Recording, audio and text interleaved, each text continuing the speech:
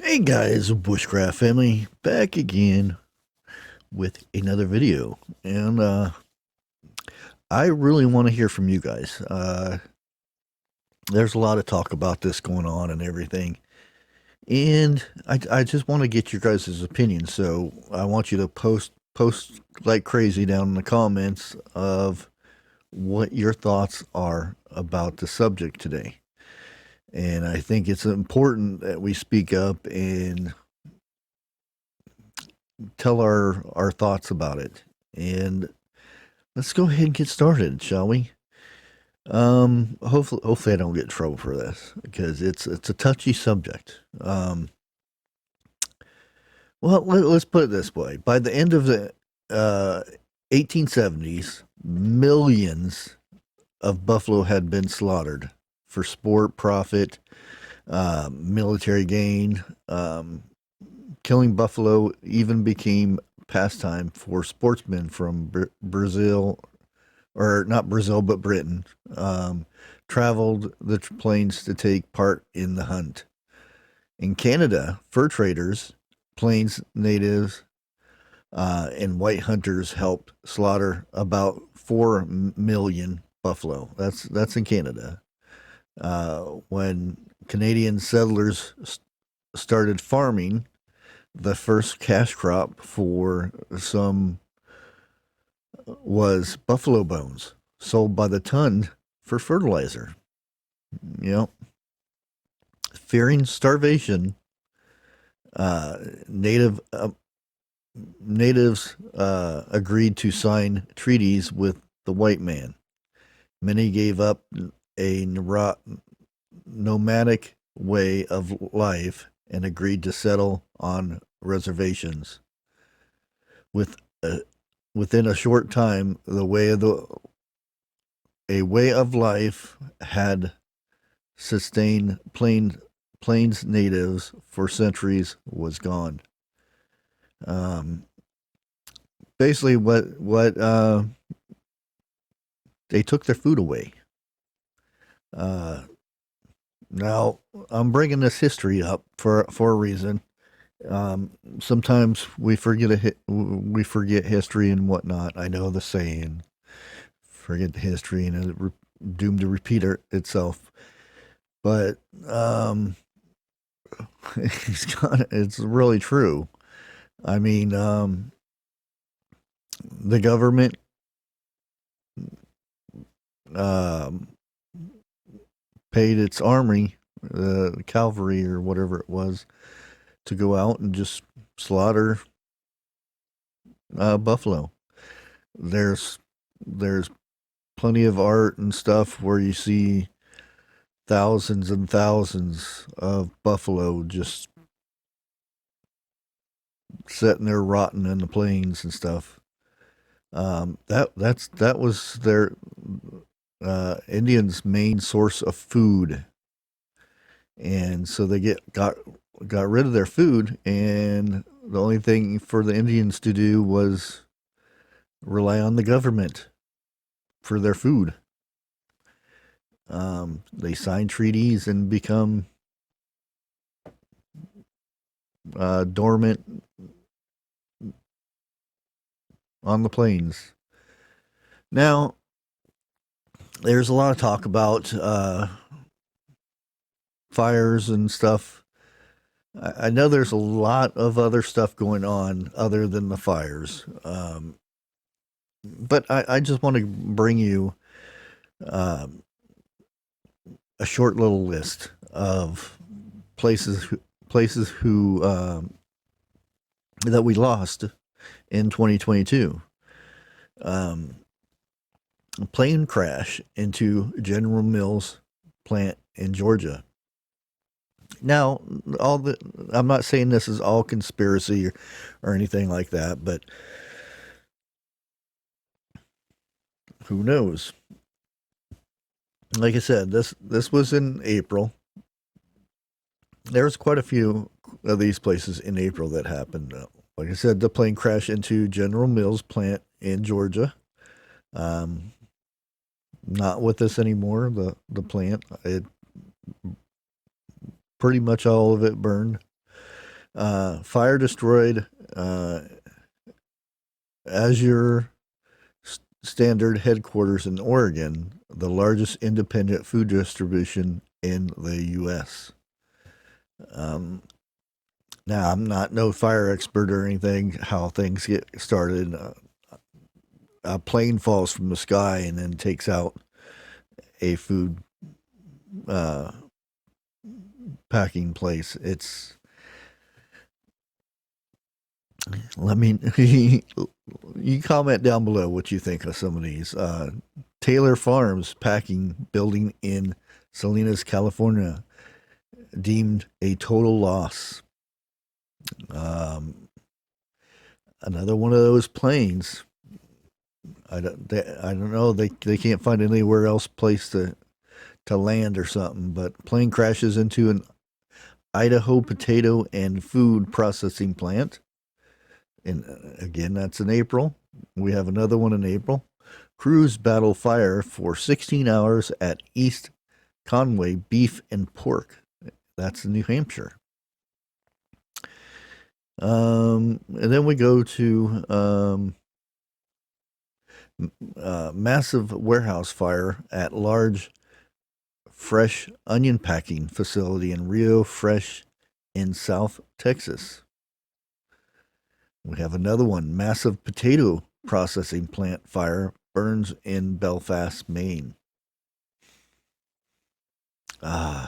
Fire destroys Walmart distribution center, Plainfield, Indiana. That fire was so big you could see it from space. You could see the smoke, the fire, the whole thing from space. Um, and there they have pictures of it and videos of from space. It's hard to make things up when you can see them from space.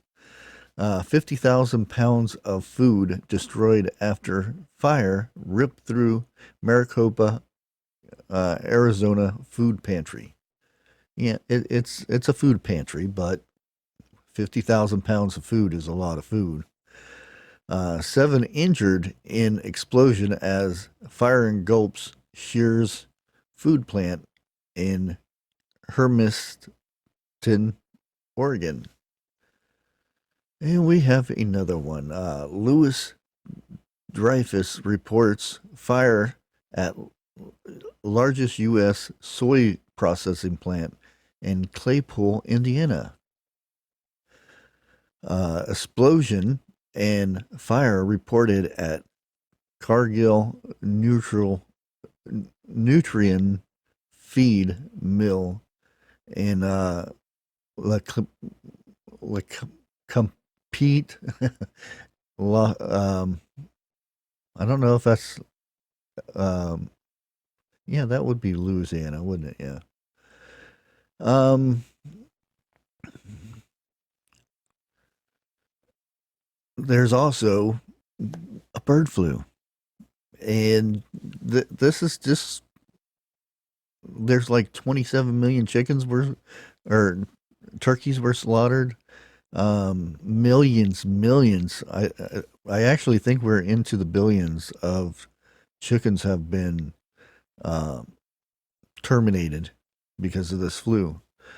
Um, yeah, it's kind of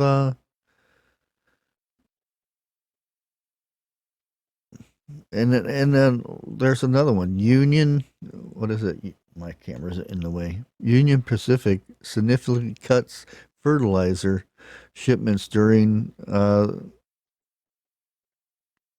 spring planting season. Yeah, and that was a big story right there. But I won't be getting into that. But like I said, there's I don't know. I really want to know what everybody thinks about this. This is, you know, I've been kind of keeping quiet on the story and everything, and not wanting to do it. And you go and try to find out information about it, and it's like fact check, fact check, fact check. Oh, it has nothing to do with each other. Um, why would we be burning down? our food supply and this and that. And uh, when I mean, look at the definition of a conspiracy. It's like one, two, three. If I forget what the definition, but it's something like if it's one thing, or if it's two things, it's coincidence. If it's three, then so I forget. I'm sure somebody will tell me, but when you have like 12 to 15 different things happen in less than 6 months, um, we'll just put it out this way: why are planes falling from the sky and hitting major food processing plants? Out of everything to fall and crash into, has this ever happened before? Has there ever been planes crash in food processing plants within 6 months of? I don't know, guys. I know there's thousands and thousands of other food processing plants, but if we really dig deep into some of these, there's strikes going on at some places. There's plants shutting down. Massive grain companies are going under. Chicken plants, where chickens are raised, hatcheries and stuff are closing down. One of the biggest ones is in Texas. That closed down. They didn't claim bankruptcy or anything. They still own everything, but they just closed everything down. There's a lot of this stuff going on, and that's what it just seems like our food is getting attacked right now. And of course they're going to blame the food shortages on one thing. And every time, go to Google and type in, why is there food shortages? It's going to say, yeah, it's the sickness that's going around, or that was going around. I don't know if it is going around anymore or if it was. Who knows? There's another variant right around the corner. So that's that has been pretty much the whole beginning of this year. It's not existent anymore. We don't have to wear our diapers on our face anymore. So why is it still happening? Why is the shortage still here if there's no sickness?